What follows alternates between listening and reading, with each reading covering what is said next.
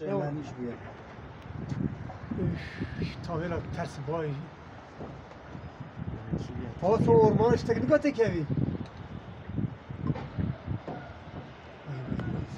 Cigara bitti. %100 yere de cigara bitti.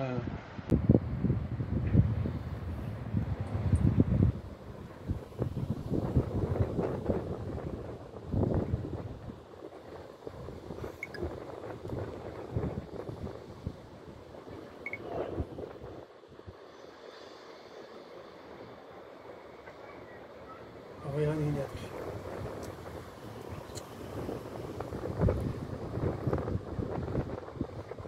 Dayım dayı, usta size bir iş mi düşmüş ya sana? Söyle abi. Dayım dayı sen ne dedin?